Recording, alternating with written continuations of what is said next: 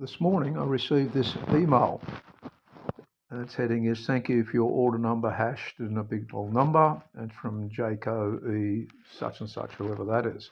First thing I'll do is have a look at that, and says it's from, and I noticed that Edward where it is at gmail.com. So usually I'm dealing with businesses, they don't usually have a Gmail email address. So that was the first thing that gave me an indication that that there was a possible problem with this.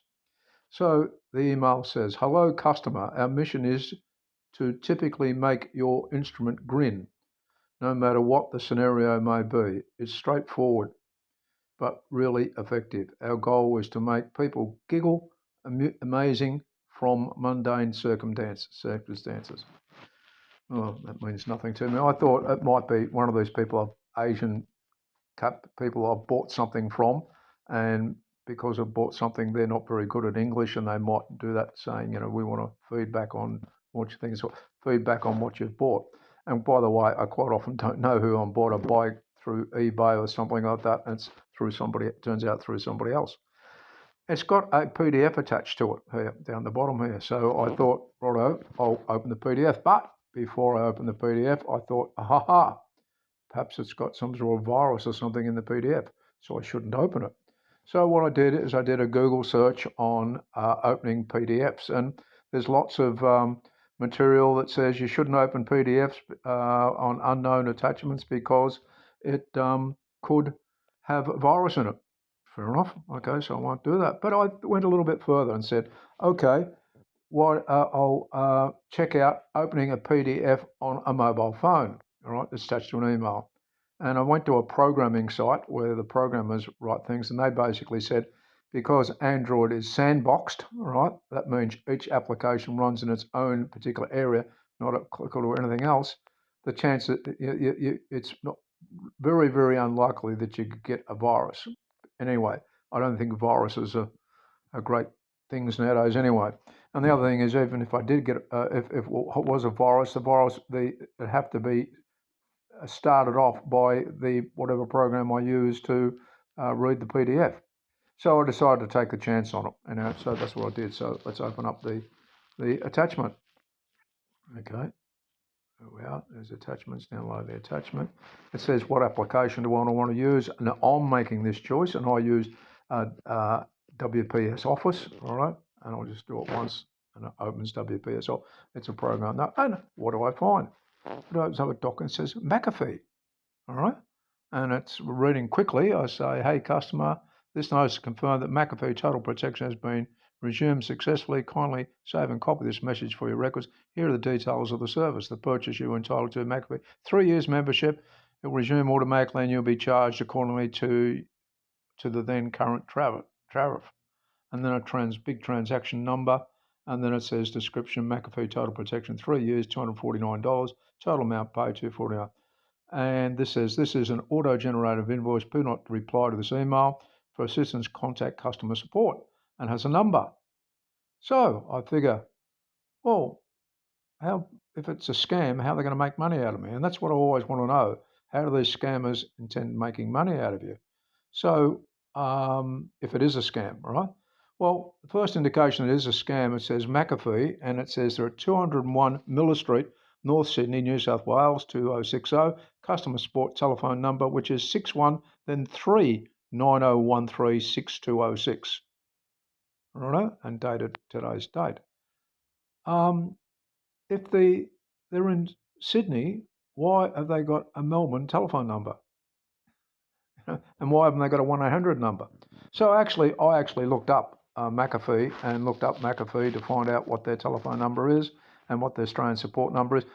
All I could find with McAfee was an overseas contact us. It's their overseas address, right?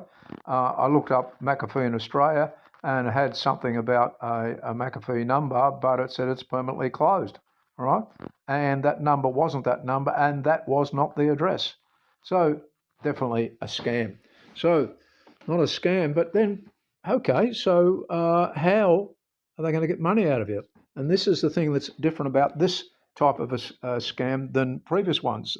Previous usually scams, they ring you. Here, they want you to ring them. So I thought, I will ring them and see what happens.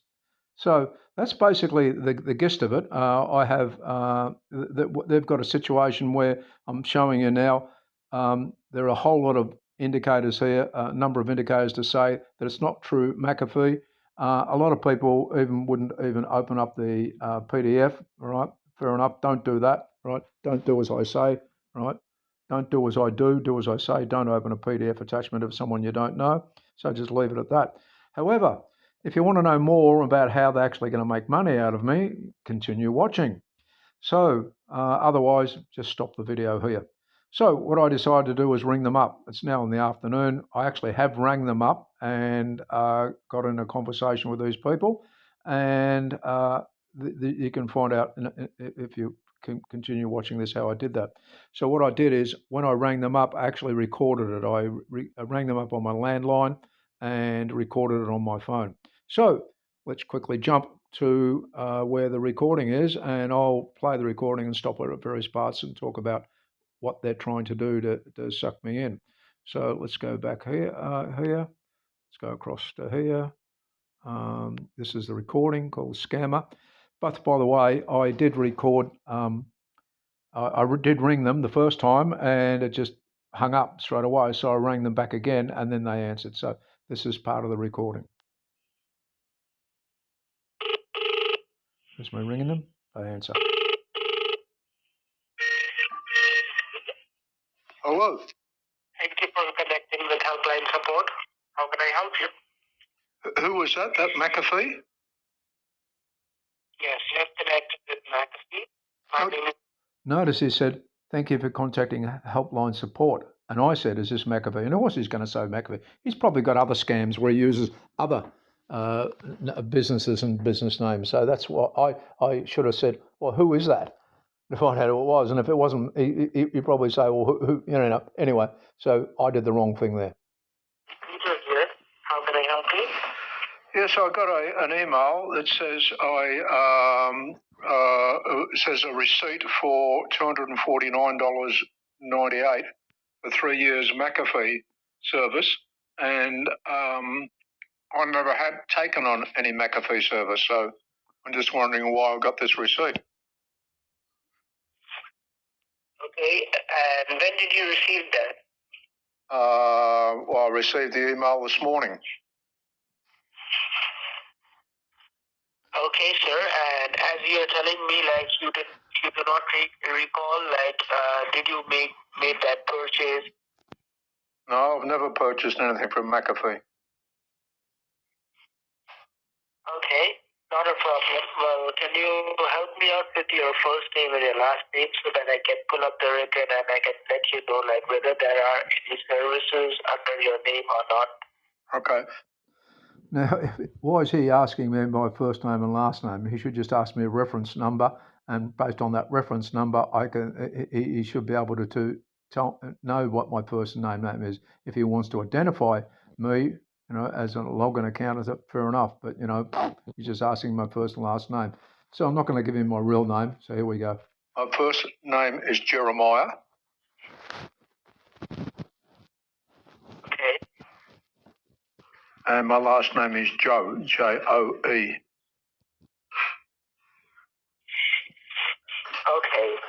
And sir, in that email, I believe you must have a transaction ID number over there. Can you help me out with that, please? Transaction ID number. So he's asking for a transaction ID number to make it look like it's official, all right? So I just quickly jump back to where that form is. This is where it says transaction ID number there, all right? As you can see, it's a very, very large number. I think it's just the same number they print on all of them. But interesting how he answers the rest of the question when I said it was a long number. So we'll actually jump back to the recording, all right, and I'll continue.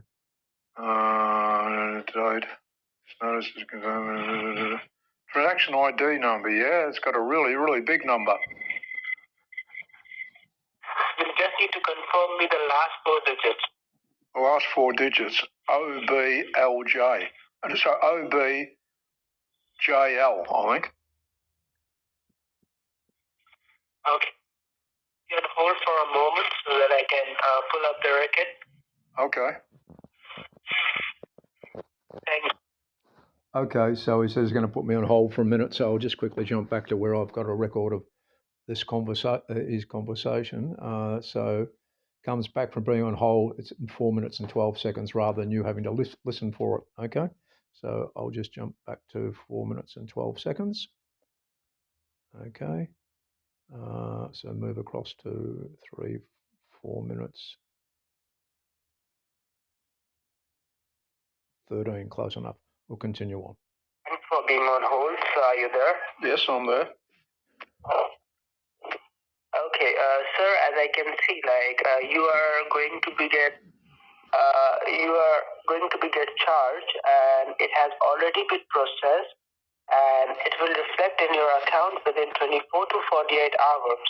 And if you are not willing to proceed with that, if you are willing to cancel it, then you can file a cancellation form, and after that it can be cancelled. Okay, well, I never got this thing, so I don't know. Of course, I want to cancel it. I don't want to pay $249 for something I'm not interested in. Okay, and sir, one more thing I want to tell you, as I can see on my screen right now, it is showing the order was made from a different IP address from a different location. I mean, the IP address which belongs to you with your personal credentials. The order was not made from your address. It was made from a different address, from a different location. So this made us suspicious, and this is the reason why we have sent you the notification alert via email so that you can confirm whether you have did this purchase or not. Okay, so it's telling me that it's a different IP address from what now.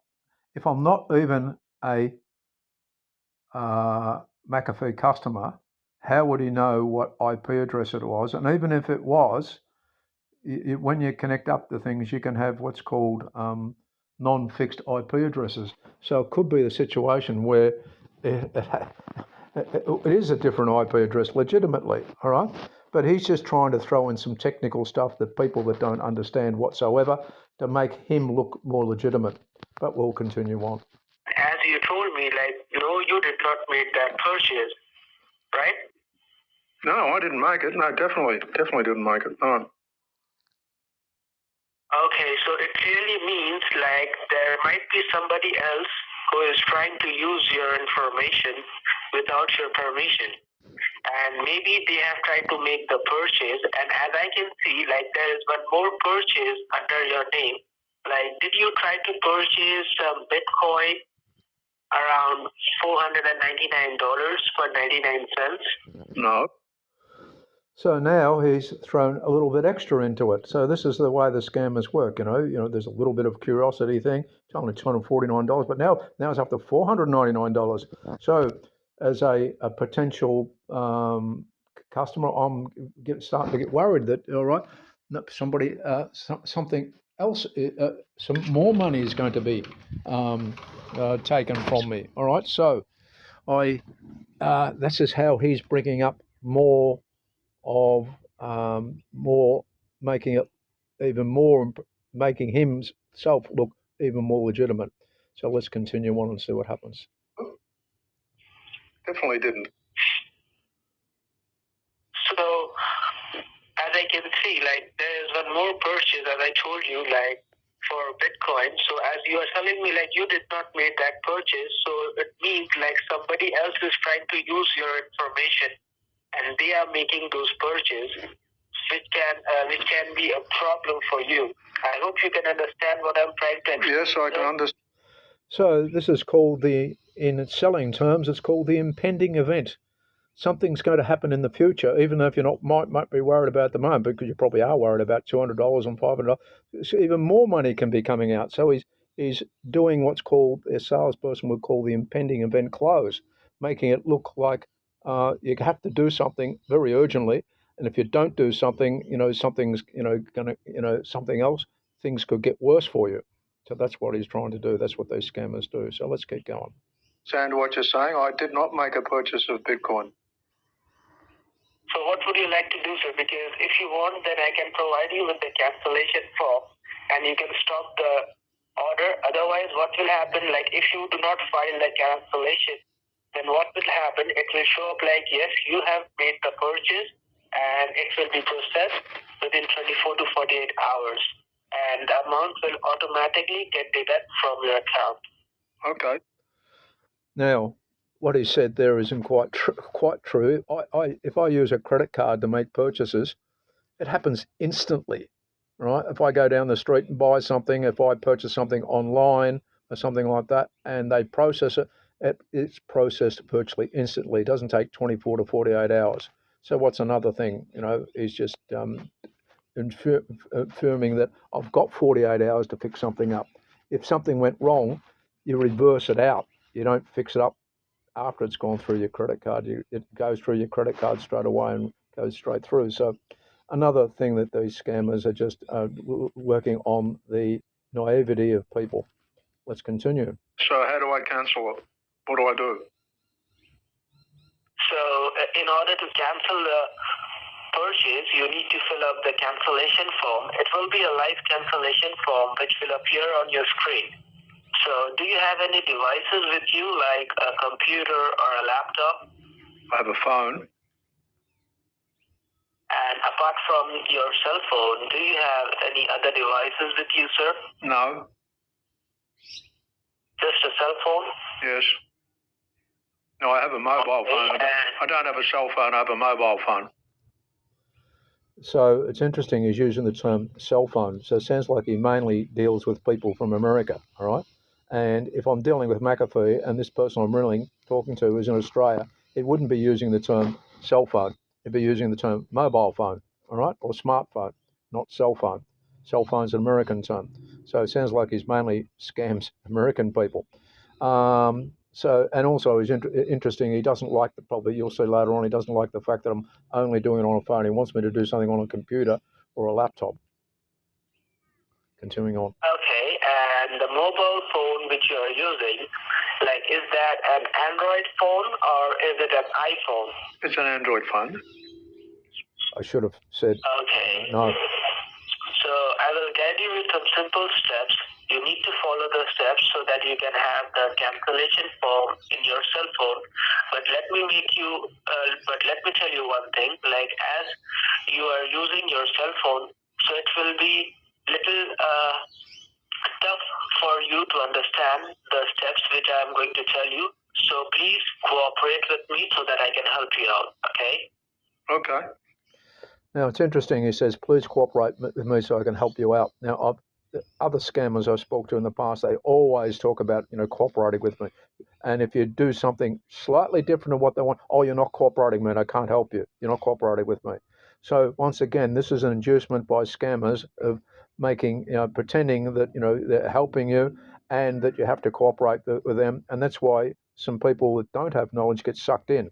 You don't have to, even if you're doing with legitimate people, you don't have to cooperate with them. You can be as nasty as you like, all right? You don't have to cooperate with them. Anyway, so let's continue on. All right. So now we are going to proceed with the cancellation, how you can receive the form on your cell phone. So first of all, what you need to do, you need to open up your Play Store in your cell phone. I hope you have the application Play Store. Yep. What I would normally do if I was playing really dumb, I'd say, oh, no, I don't know what a Play Store is, and then he'd have to go through some other rigmarole or go to a website to call it up and stuff like that. But he wants me to call up an app on the Play Store. So I think I was too easy for him. Open your Play Store. Yep. Now, you need to type for an application name AnyDesk, ANYDESK. ANYDESK. Yep. Yep. Now, what is the first option do you see over there? Oh, AnyDesk remote desktop software. Do you see any options like that? So AnyDesk is exactly what I read out, remote desktop software. What he wants me to do is connect up, and he actually is going to take control of my computer or my phone, right? And I'm not going to allow him to do that, obviously, of course. Anyway, so we'll just see how this plays out. Keep going. Download just beside that. It says install. You will click on install. Okay. Well, I thought you were going to send me a form. Yeah, it will be a live cancellation form. So first I need to connect you with the server. So this is the software through which you will get connected to the server so that you can receive the form in your cell phone, as because you do not have a computer or a laptop with you. So this is the reason why it is this process is a little lengthy. Why don't you just email me the form? So now he's using the fact that I haven't got a computer or a laptop, that he can't email it to me. So, and I have to connect to the server to get the form. Well, guess what? When you go online and they're all, when you do those things and fill out forms, nobody has to send you software to connect to a form or fill out a form. So I just play along with him a little bit and get a little bit argumentative with him as well. Because, sir, as I told you, as it is a live cancellation form, so it cannot be sent via email. It's the moment when you are going to fill up the form, you have to get connected to the server, and this is the reason why we cannot send you that form in that email. I'm so sorry for that. Okay. Why can't you just send me the email, the web address of the form? Or if it's an online form, you can send me the URL of the form. I shouldn't have said URL. Most people don't know what a URL is. Anyway, the web address of the form. Anyway, so I think he's catching on to me now. Sir, as I have been guided from my superiors, they have informed me this is the option through which we can help you out. And as you are asking me for another option, so I do not have any problem, but for that I need to ask them, is there any other possibilities so that we can provide you with the form? And once they will guide me, then I can let you know. You can send it in the mail. So he's using the excuse that he has to go to his supervisor. Oh, I don't want to get him into trouble, and most people wouldn't want to get an employee into trouble. But then I throw in a curly. Why don't you just put it in the mail it to me? Okay, sir. Then let me have a word with my superior. Okay, and after that, I will give you a call back from my end, and I will let you know that how you can receive it. Okay? You're going to call me back? Yes. Is this your cell phone number? 617. Okay, he says my telephone number, and the mistake I made when I called him, I didn't. I should have called with an anonymous telephone number, and he actually knows my telephone number, so he can ring me back. All right. But then I turn around and tell him that it's not my telephone number, so I'll just quick jump over the bit where I'm going to do that. I'll just move me out of the way. Okay. Where am I going to? Okay. You can send them in the mail. This is your cell phone number, 1125. So we'll just go a little bit beyond that. Okay. Righto. Okay. 1125. Okay. Oops, I got to get back to the recording. Okay. Okay. So 1126. We'll just move on to 11. 11. Move on a little bit. 1137. Perhaps that might do. All right. Try that. I'm sorry. My bad. Hello? So is this your number? 617? Okay, he's going to repeat the number, so I don't want to repeat the number, not that it matters. 617 Right. He tells me it's my cell phone number. Again, he uses the term cell phone. I don't want to do that. 3800. No, that's not my number. That's not my number. That's not my number. So are you using any application? With the help of that application, you are trying to give us a call? No. Okay, not a problem, sir. Well, I have the number with me right now, in which I can give you a call back and I can inform you. I actually gave him another number, which is a false number. Of course, I don't know. He's obviously got my legitimate number. In the future, if I ever do this, there's a way whereby you can ring and they don't see your number. They did see my number. No great deal anyway, because most people, I get a whole lot of numbers, calls from scammers quite often. So it's no great deal if they know my number, I suppose. So thank you so much for calling us. And within a few minutes, I will be calling you back from my end. Okay? Okay. Bye. Thank you so much. All right, sir. You have a great day. Bye. Cheers. So that was the end of the call. All right. Within a few minutes, he didn't call me back. I got no call back. All right. So he'd probably try to call me on the false number I gave him, or he realizes that I know what's going on. So that's basically it. So that sounds like all the scammers are just, the difference is now they're putting out emails where, they put in a number and you ring them. They don't ring you, all right? And when you ring them, they think because I rang them, there's more chance. Notice also this type of scam, and all of the scammers I do, you can hear a whole noise in the background. There's a whole room full of them, right? This guy looks doing a one-on-one job. He's nice and quiet in the background, unless he's got a directional microphone. Don't know. But anyway, that's it. That's how, and they make money obviously by getting into your computer, getting some information about you, ongoing selling the information. But perhaps there's somewhere along the line, if I had kept going, where I filled in the form, I have to give him my probably credit card number or something like that, and that might use up. The only thing that's a possibility that they could also be doing is he asked me a number of questions at various times and I answered yes or no. Apparently there are scams around where just robocalls ask you, is this you, or something like that, and you say yes. They record your voice and then use your voice as the means of setting up contracts, setting up other accounts, stuff like that. That's how sophisticated they're becoming. So don't do what I do. Don't do this. All right. If you get an email and it's got, you might, and it has a PDF attachment, preferably don't open it. If you do want to open it, only open it on a phone, and even then you're possibly still taking a bit of a risk. But check everything else out first, right? It was just definitely a scam thing, but because it wasn't McAfee, what I should perhaps could ring back another time and try them and say, who is this, and see what they say it is, rather than just this as a support line. Might give that a go. Who knows? Cheers. All right. So that's enough about that. If you've got any problems, email me. Bye.